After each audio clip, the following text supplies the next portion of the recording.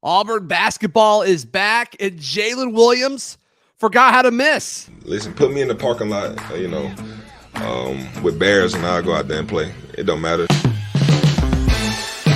You are Locked On Auburn, your daily podcast on the Auburn Tigers. Part of the Locked On Podcast Network, your team every day. Yes, welcome on into Locked On Auburn, your daily Auburn Tigers podcast. I'm your host, Zac Blackerby. Thank you so much for making Locked On Auburn your first listen every single day. Perhaps it is your second listen as we are live late in the evening. Darryl Dapprich joining me shortly after. Auburn absolutely rolls Alabama Huntsville, UAH, in the exhibition match in Neville Arena. Darryl, I guess the first thing is it's great that basketball is back. The second thing is Jaylin Williams with like the quietest 16-point night, 6 of 6 from the floor, perfect from the charity stripe. To me, that was kind of the most impressive thing. It really was. I think your listeners and your followers are going to like double take this and go, that's Darryl being positive about something on a podcast. So yes, this is going to be very refreshing for everyone that is stuck with us through the football season, because glory, hallelujah, basketball is here, and I could not be more excited, more enthusiastic, more positive. What I saw tonight was kind of what I expected. It's an exhibition game, and let's remember the 2019 team that went to the Final Four lost to Barry, which was an NCAA Division II team, I believe, in an exhibition game. So it was very bad. Yeah, it was very, very bad, like you say. Great pun. For the first half, it was a little choppy. I felt like Auburn had a hard time pulling away every time they get to like 5 or 7. They couldn't get to double digits. But what I expected to see is what I saw, the absolutely absurd depth that Bruce Pearl has on this basketball team. And it's amazing because what he's looking to do is find pockets of 5 that play well together. Okay, so you start a certain 5, and then if that 5 isn't getting done what you want, he pulls them and has another 5 that can go in. And listen, that's legitimate.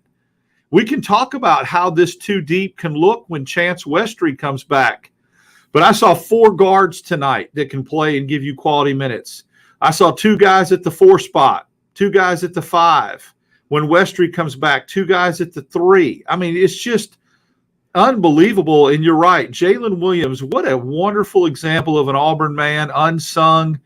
16 points tonight, did all the little things so good around the basket with a little touch, can switch hands. Well, let's don't forget, Darryl, what was the first thing Bruce Pearl said to start the offseason? Yes. Right, he got bounced at the NCAA tournament. What did he say? He said he was going to build next year's team around Jaylin Williams. Did we all buy that? No. Did we think he was recruiting Jaylin Williams to stay?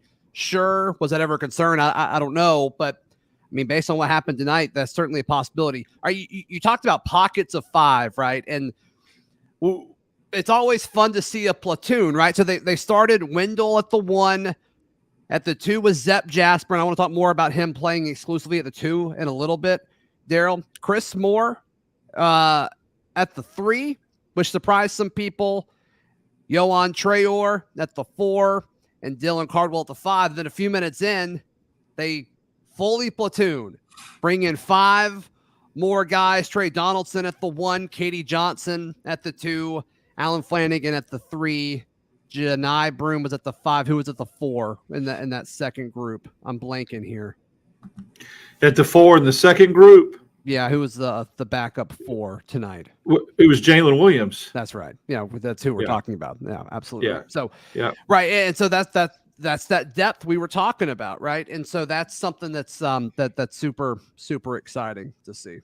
It really, I mean, again, we kind of talked about it when we touched on during the bye week, the football bye week. We just gave a little bit of a tease for basketball, and I wanted to see it with my own eyes tonight. And an exhibition game is a great opportunity to see how you're going to look at rotations, who's going to play together. And I think that's what Coach Pearl was trying to do, was find the 5 that are cohesive together at the same time. And then we started seeing substitutions of 2 or 3 at a time, where he's trying to kind of finagle and see. I think Broom is really going to be a player and be a very strong force in the post position, something that we haven't seen at Auburn in a while, a guy that can score with his back to the basket, right? Jabari and Kessler were not your traditional 4 and 5s. They scored facing the basket with dunks and putbacks, and Jabari was good shooting threes. But Broome is a back to the basket guy, and I think you could see a little bit of a nagging injury with his foot. He wasn't as explosive as he was in Israel. So when he gets going a little bit, I'm telling you, and I was very impressed with Trey Hoare as well as a freshman. Donaldson absolutely blew me away. Thick upper body strength, strong point guard that's strong with the basketball, in traffic, heads up quick. Looks like a safety, right? Yeah, Trey Donaldson. If I asked you, okay, who's also the 4-star defensive back coming out of high school? It's like, oh yeah, it's 3. It's definitely number 3. He's got that body type that is just not a prototypical point guard, but he is so strong in traffic, and the ball doesn't get stripped. And he's also very smart and just does basketball IQ type of plays. And I'm really looking forward. If he develops a perimeter game and a 3-point shot, he is going to be, really all attributes of his game. But I was very impressed with him, loved him as a player, and what he was able to contribute as a true freshman tonight as well. Yeah, no, I think that's well said. I think that's well said there. So the perimeter game is still going to be an issue, though, right? I mean, just the 3-point shooting as a team, 6 of 27. So that's, 22%, something like that. Yeah. Looking at it, Wendell Green was 2 of 6. He's the only person who made more than 1. Zep was 1 of 4. Trey Orr was 1 of 3. Katie 0 of 6, which I think we all had flashbacks to like the last third of the season, which is a total bummer. Jaylin Williams 1 of 1. He made every shot that he took. Alan Flanigan was 1 of 2. Leor Berman, a surprising 0 of 3 from 3, in the closing minutes. That surprised me, but they were deep though. He took some deep threes. I mean, he really did. They were forced and they were deep because he was in at the end of the game when it was already decided. And I think he just wanted to score. I think if he shoots within the framework of the offense, he's a lot more deadly from 3. That was just kind of garbage time threes. Yeah. Which is cool, which is fine. Mm-hmm. Yeah, that's what he was in there for the last 2 minutes 37. Shoot it. The depth, though, so Bruce Pearl earlier this week, Darryl said, don't put any stock in who starts tonight. Do you buy that? Do you think the starting group of Wendell Green, Zep Jasper at the 2, Chris Moore at the 3, Trey Orr at the 4, and Cardwell at the 5, do you think that's the starting lineup? Or what do you think the starting lineup will be once the season starts? This is fun. I want to see how close we can get it, but I think that the starting lineup should be, or maybe at the beginning of the season they still try to rest Broome's foot a little bit. But I think this is how I think it will line up eventually. Is Green starting at the 1? Agreed. KD Johnson at the 2. I think there. Flanigan at the 3, okay, especially the way he played tonight. Jaylin Williams at the 4 and Broome at the 5. Okay. I will go Wendell at the 1. Zep at the 2, Allen at the 3 for now. It will eventually be Westry. I assume you agree with that. I do. At 4, I'll say it's Trey Orr. And at 5, I agree with you. I think it'll be Broome. So you think Williams comes off the bench, Jaylin Williams comes off the bench then with what he – maybe that's where he's most effective. Maybe Bruce Pearl is so good at understanding his team's strengths and weaknesses and who – performs at optimal level. He thinks that Williams and KD Johnson are more effective, and they'll get the same minutes they would if they were starting coming off the bench. But I'll tell you, nothing that I want to be tonight about anything. I want to be negative. But looking down the road, I really could foresee, and I hope we don't get into this. What's it going to look like from a chemistry standpoint if Westry starts to play and gets a starting role over Flanigan? Is Flanigan going to stay engaged? Is he going to wear that? Is he going to be okay with that? That's my only concern, and I hope that Bruce doesn't cave to that just to acquiesce to somebody's wishes. But, Westry, I keep hearing these people say he's a one and done. I don't think so. I think he's the kind of kid that needs to come back one more year. I think the only one and done on this team is Trey Orr. Yeah, and I think he's got – but if he doesn't start, that's going to be difficult. I think you will start. That's kind of why I think you will start. Yeah, and that's why. I see what you're saying, and he played really well. I mean, what did he have? Did he have 12 tonight? Is what he ended up with 12 total points? Was 4 of 6 from the floor. He had 9 points. 9 points. Okay, I thought he got into double digits, but and some of the guys that got into double digits, like Donaldson and Flanigan, it was like, oh my gosh, you look up and you go. And I'll tell you, from an explosiveness standpoint, to me, Flanigan passed the eyeball test. I mean, the coast-to-coast stuff that he did in 2020. He moved so much better tonight he did. Versus all of last year. He went coast-to-coast. He did the Euro steps. He dunked a couple times. He hit a 3. He was all over the defensive boards. Defensively, Auburn still just plays that really, really pressure defense. I think Zepp did a really good job of locking down his man. Donaldson played some really good defense. Katie Johnson really did a good job defensively. I mean, really, they all did. I think Cardwell early on against the Williamson kid for UAH number 4, who was a player, I think it was a mismatch. I mean, Williamson was giving up about 4 or 5 inches, but he was really quick off the dribble, and Cardwell was having a hard time staying with him, and they switched on later on, and it looked like defensively Alan Flanigan did a better job shutting him down. But, still blocks were still there. The steals were there. Points off transition. Every time you watch Auburn play under Bruce, and it's frustrating sometimes, when Auburn can get out and run and get in space and hit transition threes, they are freaking deadly. When they stop and have to slow down in the half court and start running sets that take time off the shot clock, and they get to 4 or 5 seconds left on the shot clock, that's when they seem to be a little disjointed offensively. Yeah. So Trey Donaldson was one of the highlights of the night, but he also contributed to my least favorite thing that I saw this evening. Darryl, I'll touch on what that is in just a moment. Today's show is brought to you by our friends at LinkedIn. Look, these days, every new potential hire can feel like a high-stakes wager for your small business. Boy, don't we know that following this coaching search happening with football. So be sure to check out our friends at LinkedIn, linkedin.com/lockedoncollege. Will help you find the qualified candidates that you want to talk to faster. Post your job for free at linkedin.com/lockedoncollege. That's linkedin.com/lockedoncollege. Post your job for free. Terms and conditions apply. My least favorite thing from Wednesday night, Darryl, was seeing Wendell Green and Zepp Jasper on the court at the same time for as much as we did. Zepp exclusively played the 2. I don't know if Zepp Jasper, and I love Zepp Jasper. We have an NIL deal with Zepp Jasper. He looks better to me as a 1, but I think Bruce Pearl and this coaching staff have so much faith in what Trey Donaldson is doing that it makes more sense for the big picture of the team to have Trey Donaldson on the court as a backup 1 and then just keep Zepp as the starting 2 right now. Kind of a weird situation. I think it makes sense for the big picture, but as far as when both of those guys were on the court at the same time, I just didn't like how the offense looked. I absolutely agree, and that may be why you're onto something. Why you think Zepp starts over Katie Johnson, but I think that to me, Trey Donaldson looked like a better point guard, and he looked like a better option to be the backup 1. The way he ran things, like I said, the body and traffic, the defense, and so that's another reason why I think we heard that Chance Westry could be a hybrid. He could play the 2. He could play the 3. I don't think there's any room for him in the backcourt. I mean, as good as he is, I think you start to get a little bit of a log jam, especially now. Chris Moore played, and he played really well in the scrimmage against UAB.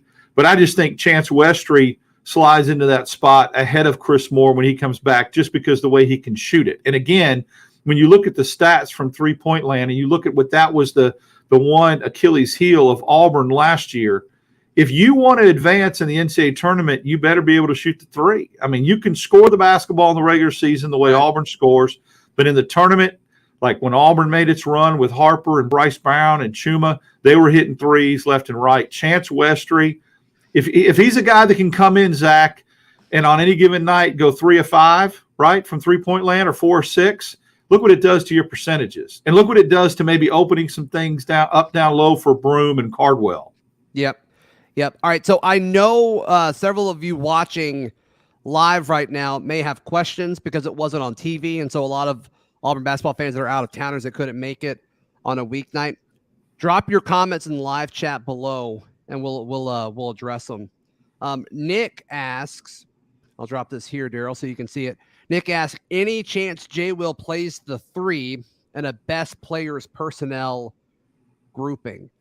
I don't think Jalen moves well enough on defense to be a 3 there. I'm just thinking, okay, so in a best players personnel grouping, that would be what, Wendell at the 1. My issue is I think Allen needs to be on the court for that. Yeah, well, I mean, you could say Allen, or you could say Westry at the. Well, I mean, if Williams is, if Jay Will's playing the 3, Allen's not on the court for that because you can't slide him to the 2. Best players personnel grouping to me is Wendell Green at the 1, Chance Westry at 2, Williams at 3, Trehor at 4, and Broom at 5 at the 5 position. Now that's but Williams to me is as good as he shoots from the outside and the touch he has. He's not a good enough ball handler, I don't think, to play the 3, and I don't think he's quick enough defensively to guard a true 3. Yeah, he's got some pop, but yeah, I don't really want him putting the ball on the floor a whole lot. Just looking at some of these numbers, I'm honest with this, Darryl. I overvalue plus minus probably more than I should. I like the stat. I think it's valuable. And Jalen was tied for the team lead with a plus 23. Katie Johnson also with a plus 23, despite shooting 1 of 7 from the floor. And it's like, I mean, what was it Cardwell minus double digits? What did he end up being? He was minus 9 at halftime, I believe. -4 for the game. Okay, so he made that up. Was he the lowest? Was he the worst plus minus? There was a few with -4. So Dylan was -4 with 19 minutes. Sabera was -4 in 2 minutes. Yeah, those guys, though. The rest were walk-ons. So, yep. Yeah.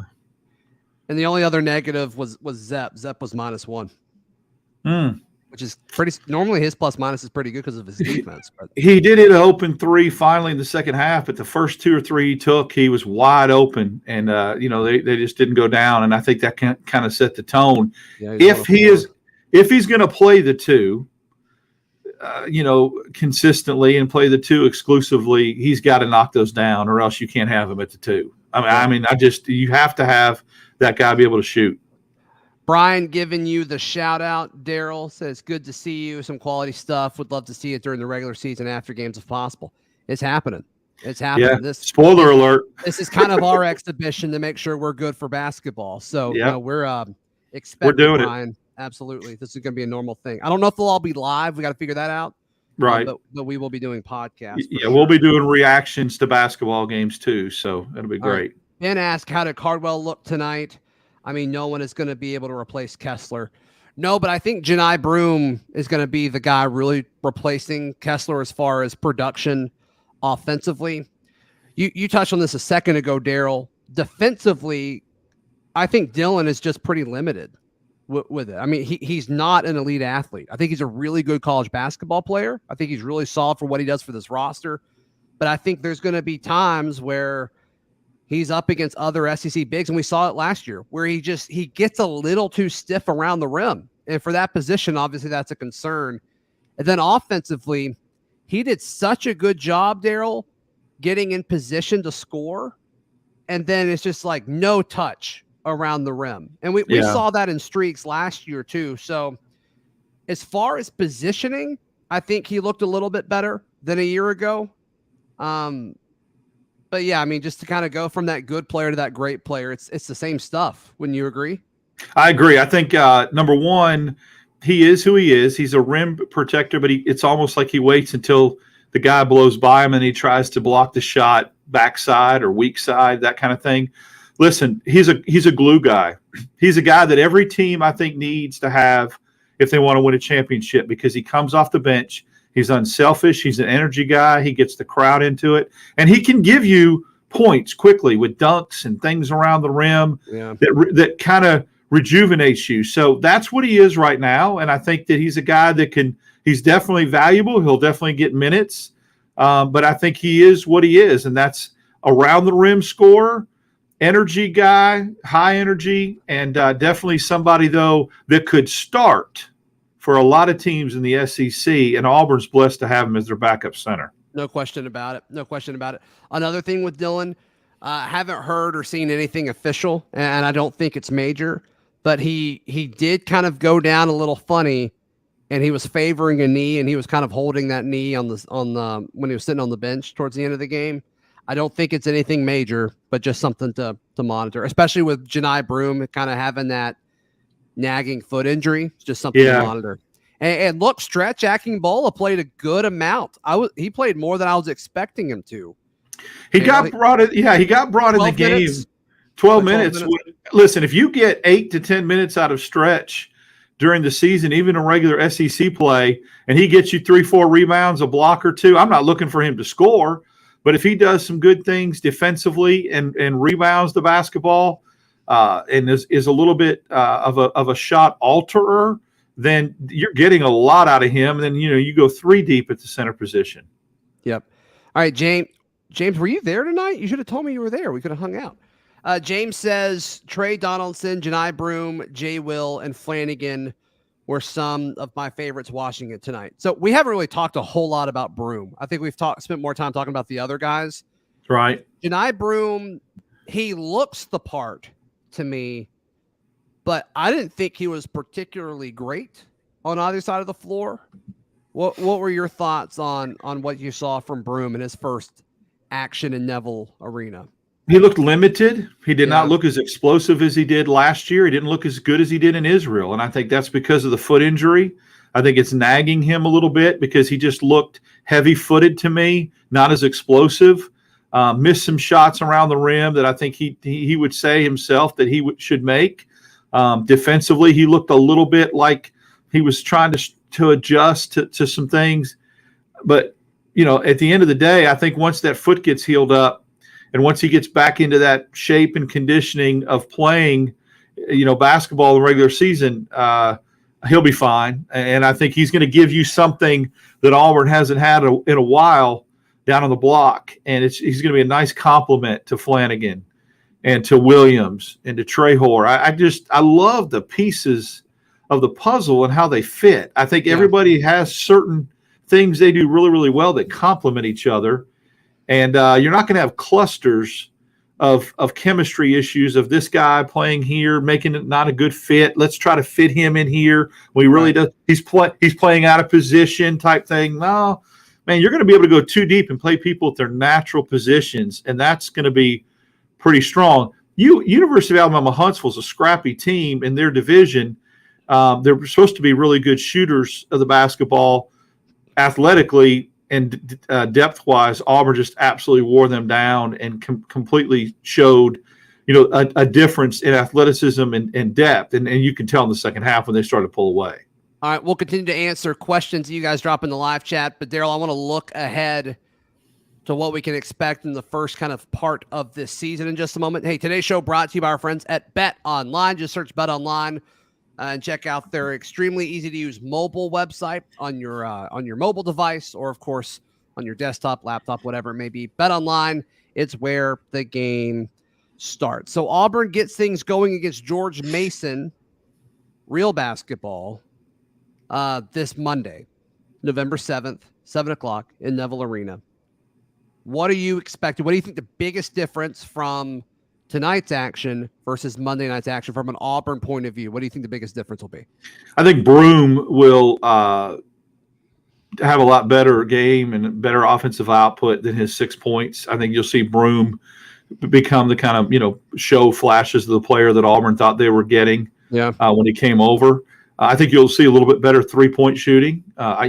Hopefully, Auburn did a better job in the second half of cleaning up their free throw shooting. But I think you're going to see Broome play better. I think you'll see KD Johnson play a little bit better and score the basketball a little bit more when the lights come on for real Monday night. And I think so. I think you'll see kind of what we saw tonight. I think Auburn pulls away in the second half and has some depth issues that George Mason will be difficult to overcome. Yep. Just a couple of notes that I think you really got from being there that probably weren't on social media or on the radio call or anything like that. John Cohen was in the building. Mm-hmm. He wasn't super public, but he was kind of around beforehand. I think he kind of stayed in the back in like the Tigers limited room just to kind of hang out and be available. People wanted to talk to him type thing. So thought that was interesting. The celebrity in was Derek Hall, senior edge rusher. So that's fun. And then I've enjoyed seeing what the marketing for Auburn's collective On to Victory was. And we saw the same commercial that's been playing at football and then at the baseball scrimmage against Alabama this past week, where it's Butch Thompson and Bruce Pearl telling folks about On to Victory. We saw that. And we saw a really well-produced ad play for them that had all kinds of different sports. That included like Darian Goburn. I think it had Zep Jasper in it. I think it had Tank Bigsby in it. So I love that. I love that that's everywhere. Yeah, the war chest is getting built, my friend. And yeah, it is. I'll tell you, sleeping giant is what I'm saying from all, we've seen that. I remember people talking about this basketball program when Bruce Pearl got his players in here and the arena was built. They'd say, don't sleep on Auburn. It's a sleeping giant. And then the gymnastics program starts to come alive. Baseball with Butch Thompson going to 2 College World Series. That's the kind of thing that can happen with the football program with this war chest that's being built with, or it's being built up with On to Victory. And I love the promotion of it. I love it making sure that it's out front in the forefront of people's minds that are there, that are donors and big boosters of the program. So yeah, it was really, really well produced. I love that it's a unified collective now. We've heard all these different names over the last 2 years. That's Seems part of like their everybody, messaging, right? It's yes, the Auburn collective. It's the one. It's unified. It's official. It's the one. And so, it's excellent. I was glad to see it. I wanted to make one other quick point about what we saw tonight. I think one of the things that's very important to note is when Bruce Pearl's most successful teams and when he gets the best guard play is when his guards rebound the basketball real well. Go look at that stat sheet right now and tell me who led the Tigers in rebounding tonight. Cardwell and Flanigan both had 6. And Trey Donaldson had 7. Oh, yeah, you're right.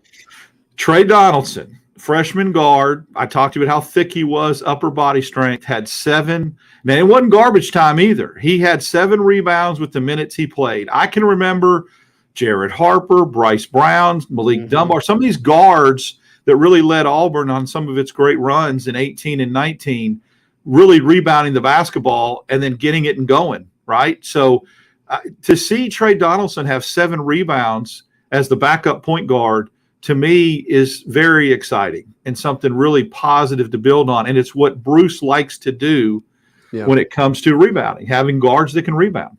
Trey Daddison, right? Trey Daddison. That's right. He is your daddy out there. I cannot wait to watch this kid. And see, here's the fun He's part. going to be great. Auburn plays that non-conference schedule. Now, of course, going to Atlanta and playing Memphis, and they play St. Louis. There's some tough games, but, most of the time your non-conference is a tune-up for your conference. We'll get to see a lot of him in non-conference play, just like we did last year. Bruce played everybody. I think he got a chance to be play. The legitimate backup point guard. I hope so. I hope that doesn't go away when the SEC season starts, that he still gets his 15 minutes, 12, 13 minutes a game, because he'll do a great job not only spelling Wendell Green, but I think contributing when he does. Remember, again, I keep having to draw comparisons, but when Auburn was at its best was when Jared Harper would have to come out of the game with foul trouble, and McCormick just stepped right in and didn't skip a beat. Even in the NCAA tournament, had some really big moments. When Auburn can go too deep at the point guard position and not drop off, they are dangerous, my friend. Nicholas is asking, is Donaldson the new thick king? That's tough to ever do that. Can you take that title away from Sonny D? He's not here anymore. He's not here anymore. But I think like a jersey that gets stuck in the rafters, hangs in the rafters. The thick king moniker. I think we need to leave this discussion open moving forward. Let's see what happens with maybe he's a thick prince right now. I don't know. Could be, but being a freshman, being a freshman. Yeah. We'll see if he earns it. That's a great point, Nicholas. We'll keep you updated on that. So Darryl, we'll do this again Monday night, reacting to Auburn, hopefully defeating George Mason. Probably be able to go live a little bit earlier. But yeah, stay tuned for all of that. We'll have a normal football heavy show for Locked On Auburn in the morning, so be sure to check that out. And until then, this has been Locked On Auburn.